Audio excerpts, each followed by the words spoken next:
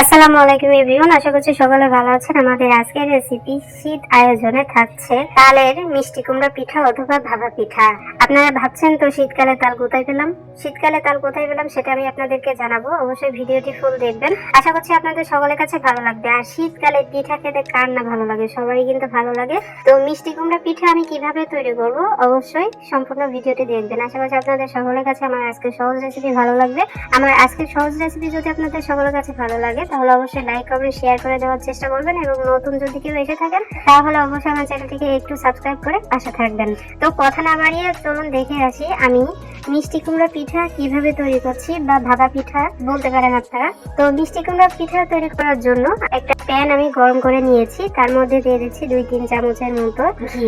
ঘিটা যখন ভালো করে গরম করা হয়ে যাবে তখন এখানে দিয়ে দিব 1/3 কাপ সুজি দিয়ে একটু নেড়ে চেড়ে নিব ঘির সঙ্গে। তারপরে এখানে দিয়ে দিব 1/3 কাপ বাদামের গুঁড়ো। আমরা সবসময় যে বাদামটা খাই অর্থাৎ চীনা বাদাম, সেটা আমি শিলপাটায় গুঁড়ো করে নিয়েছি, সেটাই আমি এখানে দিয়ে দিলাম। দিয়ে এখন সুজি আর বাদামটাকে খুব সুন্দর করে ভেজে নিব। একটু লাল লাল করে ভেজে নিতে হবে। দেখতে পাচ্ছেন আমি কিন্তু বেশ 5-7 মিনিট ধরে কিন্তু আমি এটাকে ভেজে নিয়েছি, আর এরকম কালার কিন্তু চলে এসেছে। এখন আমি এখানে দিয়ে দিব 1/3 কাপ দুধ, লিকুইড দুধ দিয়ে দিচ্ছি। দুধ দিয়ে আমি একটু নেড়ে চেড়ে নিচ্ছি। আর চুলার আঁচটা একটু কম করে রাখতে হবে, মানে মিডিয়াম থেকে একটু লো করে রাখতে হবে। লোতে রেখে তারপরে এই কাজটা করে নিতে হবে। সুজিটা খুব সুন্দর করে মেশানো হয়ে গেলে দুধের সঙ্গে আমি এখানে আবারও 1/3 কাপ দিয়ে দিচ্ছি দুধ দিয়ে আমি আবারও খুব সুন্দর করে মিশিয়ে নিব। আমি অল্প অল্প দুধ দিয়ে তারপরে সুজিটাকে আর কি রান্না করে নিচ্ছি। আপনারাও এরকম সুন্দর করে রান্না করে নেবেন। যখন আবারও খুব সুন্দর করে নেড়ে চেড়ে নেওয়া হয়ে গেছে তখন এখানে আমি আবারও কিছুটা দুধ দিচ্ছি 1/3 কাপের মতো। দিয়ে আমি আবারও খুব সুন্দর করে একটু নেড়ে চেড়ে নিব। এরই মধ্যে দিয়ে দিব পরিমাণ মতো লবণ। আপনারা অবশ্যই লবণটাকে দিবেন, লবণটা না দিলে কিন্তু পিঠা খেতে একটু মজা লাগবে না, ভালো লাগবে না। অবশ্যই লবণটাকে দিবেন, লবণ দিতে কিন্তু একদম ভুলবেন না। লবণ দেওয়া যখন হয়ে গেছে আর খুব সুন্দর করে মিশিয়ে নিয়েছি আমি নেড়েচেড়ে, দেখতেই পাচ্ছেন। ভালো করে মেশানোর পর দিয়ে দিচ্ছি এখানে 1/3 কাপের একটু বেশি নারকেল কোড়া, আর দিয়ে দিব 5-7টার মতো এলাচের গুঁড়ো। এখানে এলাচের গুঁড়োটা অবশ্যই দিবেন, এলাচের গুঁড়োটা না দিলে কিন্তু পিঠা খেতে একটু ভালো লাগবে না। এখন খুব সুন্দর করে আবারও ভালো করে মিশিয়ে নিতে হবে। মিশানো যখন হয়ে যাবে তখন এখানে দিয়ে দিব 1/3 কাপ খেজুরের গুড়। বাজারে যে নতুন গুড়টা পাওয়া যায় খেজুরের গুড়, মানে শীতকালে যে গুড়টা পাওয়া যায় খেজুরের গুড়, আমি সেটাই ব্যবহার করছি এখানে। আমি প্রথমেও 1/3 কাপ গুড় দিয়ে দিলাম। গুড় দিয়ে খুব সুন্দর করে নেড়ে চেড়ে মিশিয়ে নিব। একটা সময় দেখা যাবে যে আমার মনে হচ্ছে যে মানে মিষ্টি হয়নি, একটু কম হয়ে গেছে। তো আমি এখানে বড় চামচের আরো 1 চামচ গুড় দিয়ে খুব সুন্দর করে নেড়ে চেড়ে নিব। আপনারা কে কতটুকু মিষ্টি খাবেন আপনাদের উপর ডিপেন্ড করে তবেই কিন্তু আপনারা এখানে মিষ্টিটাকে ব্যবহার করবেন, ঠিক আছে। তারপর গুড় দিয়ে আমি খুব সুন্দর করে আবারও মিশিয়ে নিব। মেশানো যখন হয়ে যাবে তখন আমি এখানে দিয়ে দিব 10 টাকা দামের 1 প্যাকেট গুঁড়া দুধ আমি এখানে দিয়ে দিচ্ছি।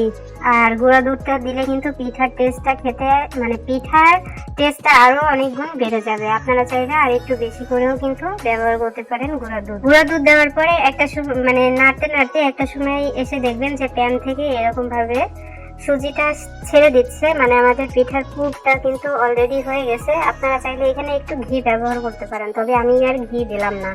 আমাদের পুরটা যখন রেডি হয়ে যাবে তখন চুলা থেকে নামিয়ে ঠান্ডা করতে দিব।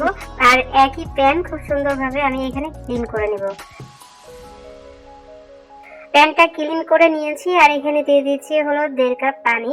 1/2 কাপ পানি দেওয়ার পর এখানে দিয়ে দিব হলো 1/2 কাপ তালটা আসলে আমার ফ্রিজে ছিল, ফ্রিজ থেকে নামিয়ে তারপরে আমি আপনাদেরকে পিঠা তৈরি করে দেখাচ্ছি। তবে আপনারা এই পিঠাটা তালের সিজনেও কিন্তু করে নিতে পারবেন।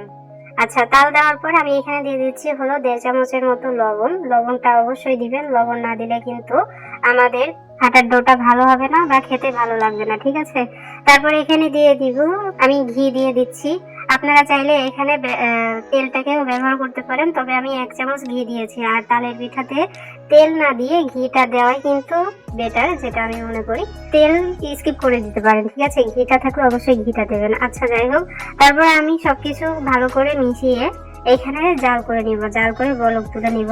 তো দেখতে পাচ্ছেন আমাদের পানি এবং তালে কিন্তু খুব সুন্দরভাবে বলক তুলে নিয়েছি, জাল করে বলক তুলে নিয়েছি।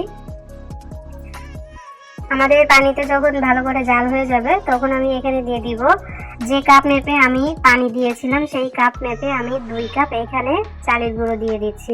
বাজারে যে শুকনো চালের গুঁড়োটা পাওয়া যায় আমি সেই চালের গুঁড়োটা এখানে ব্যবহার করলাম। আপনারা চাইলে চাল বেটে গুঁড়ো করে এখানে পিঠাটাকে তৈরি করে নিতে পারবেন। আচ্ছা, মাঝখান থেকে আমি একটা জিনিস ভুলে গিয়েছিলাম, সেটা হচ্ছে চিনি। তালের পিঠা যেহেতু বানাচ্ছি সেহেতু আপনারা একটু মিষ্টি ব্যবহার করবেন। তো আমি মিষ্টির জন্য এখানে চিনি ব্যবহার করছি। ওই আমার হাতের 2 মুঠ আর কি নিয়েছি, খুব বেশি এখানে নিইনি। আমি ভুলে গেছিলাম, এই জন্য এই পর্যায়ে এসে দিলাম। আপনারা চাইলে তাল এবং পানির সঙ্গে মিশিয়েও কিন্তু নিতে পারেন, মিশিয়ে তারপরে ডোটাকে তৈরি করে নিতে পারেন। তো দেখতে পাচ্ছেন আমাদের ডোটা কিন্তু রেডি হয়ে গেছে। এখন আমি চুলা থেকে নামিয়ে এটাকে মানে 2-3 মিনিটের জন্য একটু ঠান্ডা করে তারপরে হাত দিয়ে খুব ভালো করে মথে নিব।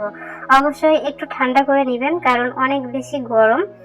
এরকম ভাবে কিন্তু হাত দিয়ে ধরা যাবে না, আর ভালো করে মুথেও নেওয়া যাবে না। তো অবশ্যই আপনারা একটু ঠান্ডা করে নেবেন। তো দেখতে পাচ্ছেন আমি কিন্তু ইতিমধ্যে খুব সুন্দরভাবে আটার ডোটাকে মুথে নিচ্ছি কিভাবে, আর হাতের সঙ্গে একটু লেগে লেগে যাচ্ছে, দেখতে পাচ্ছেন। তো আমাদের পিঠার ডোটা কিন্তু এরকম হাতের সঙ্গে একটু লেগে লেগে যাবে, এরকম মানে নরম হবে আর কি। আটার ডোটা এরকম নরম থাকলেই কিন্তু আমাদের পিঠাটা ভালো হবে, মানে বানাতে সহজ হবে আর কি। আর আপনারা চাইলে হাতে যে চিটচিটে ভাবটা আছে এটাকে দূর করার জন্য আপনারা একটু ঘি লাগিয়ে নিতে পারেন হাতের সঙ্গে, তাহলে আর চিটচিটে ভাবটা থাকবে না, চলে যাবে। তো আমি আর ঘি কোনো কিছু লাগাতে গেলাম না।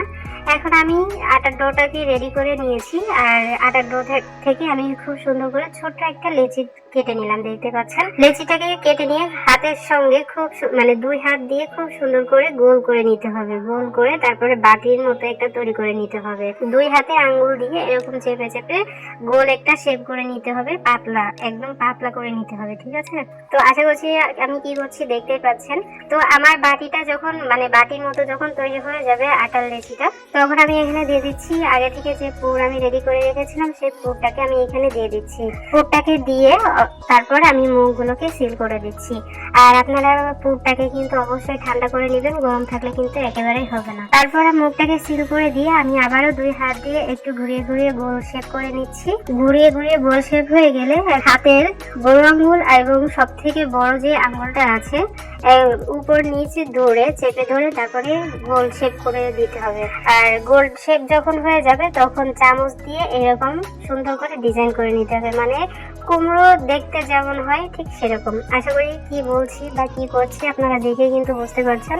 হয়তো আমি কথার মাধ্যমে অতটা বোঝাতে পারবো না বা পারছি না, অনেকেই বুঝতেও পারছেন না। আপনারা যদি মনোযোগ দিয়ে ভিডিও দেখেন তাহলে কিন্তু বুঝতে পারবেন। তো দেখতে পাচ্ছেন আমাদের পিঠা কিন্তু অলরেডি তৈরি হয়ে গেছে। একটা পিঠা আমি আপনাদেরকে দেখিয়ে দিলাম, আর বাকি পিঠা আমি একে একে তৈরি করে নিব। তো ইতিমধ্যে আমাদের পিঠাগুলো কিন্তু তৈরি হয়ে গেছে, অনেকগুলো পিঠা আমি তৈরি করে নিয়েছি। আর এখানে দিয়ে দিচ্ছি হলো বোটা বোঝানোর জন্য আমি এখানে লবঙ্গ ব্যবহার করছি। তবে আপনারা আটার ডো থেকে একটু মানে কোনো রকম একটু আটা নিয়ে তারপর গ্রিন ফুড কালার যেটা আছে সেটা দিয়ে আপনারা এখানে বোটা মানে দিয়ে দিতে পারেন আর কি, মানে বোটার রংটা যেমন হয় সবুজ ওরকম আর কি বুঝিয়ে দিতে পারেন, ঠিক আছে। তো যাই হোক, পিঠা অলরেডি আমাদের তৈরি হয়ে গেছে। এখন চলে এসেছি চুলাই ভাপানোর জন্য। চুলাই আমি আগে থেকে একটা কড়াই বসিয়ে তার মধ্যে পানি এবং একটা স্ট্যান্ড বসিয়ে দিয়েছিলাম, আর তার উপর দিয়ে দিচ্ছি একটা চালনি। আপনারা চাইলে এই যে বিভিন্ন ধরনের এই যে বড় বড় ছিদ্রযুক্ত যে স্ট্যান্ডার পাওয়া যায় ওই সমস্ত দিয়েও কিন্তু পিঠা ভাপাতে পারেন। তো আমি ধাপে ধাপে একটা পিঠা আমি বসিয়ে দিচ্ছি খুব সুন্দর করে। বসিয়ে দিয়ে তারপর আমি 10-15 মিনিটের জন্য ঢাকনা দিয়ে ঢেকে দিব পিঠাটা ভাপানোর জন্য। তো কথা বলতে বলতে অনেক দূর চলে এসেছি, আর ইতিমধ্যে আমাদের 10-15 মিনিট হয়ে গেছে। আর পিঠাগুলো দেখতে পাচ্ছেন ফুলে একদম ডাবল হয়ে গেছে, অর্থাৎ সিদ্ধ হয়ে গেছে খুব সুন্দরভাবে, ঠিক আছে। আর পিঠাগুলো আমি 10-15 মিনিট পরে এসে তুলে নিচ্ছি। আর এরকম 2 চামচ দিয়ে যদি আপনারা পিঠাগুলো তোলেন তাহলে একটা পিঠাও ভাঙবে না, দেন আপনাদের হাতে কোনো তাপও লাগবে না, গরম যে ভাব সেটা কিন্তু লাগবে না, হাত পুড়ে যাওয়ার একেবারে ভয় নাই। তো দেখতে পাচ্ছেন আমি সমস্ত পিঠাগুলো তুলে নিয়েছি, আর আপনাদেরকে দেখিয়ে দিচ্ছি যে পিঠা মানে আমাদের তালের মিষ্টি কুমড়া পিঠা বা ভাপা পিঠা কতটা সুন্দর হয়েছে, কতটা লোভনীয় হয়েছে। আর ভাপানোর পরে তো অনেক বেশি চকচকে দেখা যাচ্ছে, অনেক বেশি শাইনি দেখা যাচ্ছে, আপনারা কিন্তু দেখতে পাচ্ছেন। আর এই পিঠাটা খেতে মানে সিদ্ধ করে নিয়েছি, এতটাই নরম এতটাই সফট, যেটা আপনারা না খেলে বা না বানালে বুঝতেই পারবেন না। ভিতরটাও দেখুন মাশাআল্লাহ অসম্ভব সুন্দর লাগছে। আপনারা ভিডিওর মধ্যে কেমন দেখতে পাচ্ছেন আমি জানি না, তবে সরাসরি অনেক সুন্দর লাগছিল আর কি। ঠিক আছে, তো এখন যেহেতু শীতকাল আর বিয়ের একটা সিজনও চলছে, আপনারা চাইলে এরকম গায়ে হলুদের ডালায় এরকম সুন্দর পিঠা আপনারা কিন্তু রাখতে পারেন, পিঠার একটা আইটেম আপনারা রাখতে পারেন।